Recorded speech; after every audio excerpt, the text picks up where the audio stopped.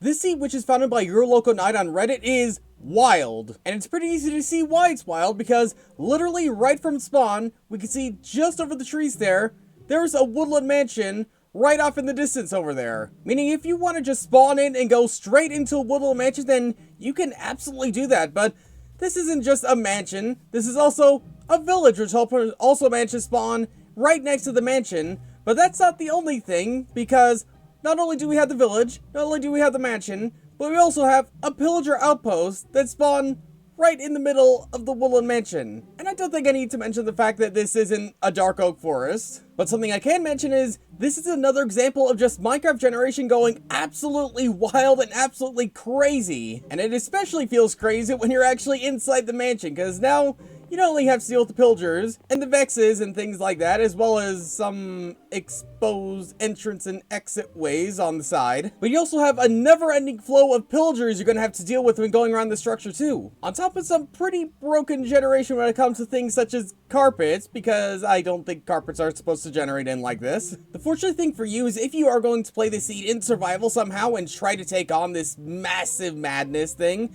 then you actually aren't completely out in the dark, because there's also a blacksmith that managed to spawn inside this one village too. Sure, with maybe not the best of things in the world, but hey, something is better than nothing. And speaking of things being better than nothing, this isn't everything that has to do with the seed, because there's actually another source of wild generation inside this one seed, because as we can see, we are on top of a really big looking ice lake. But if we had right underneath it, then we can see we are inside one of those hugely deep lakes that goes literally all the way to the bottom of the world. Yeah, it's a pretty deep one, and especially now that considering we have ice over it, that means it's way darker than usual. Okay, maybe not that much darker, but something that is kind of dark and kind of weird is the fact that right at the bottom down here, what you'll manage to find is not only a huge slab of bedrock around the place, right underneath this generation, but you're also going to manage to find something else that's a little bit strange. And it's just off in the distance right here, and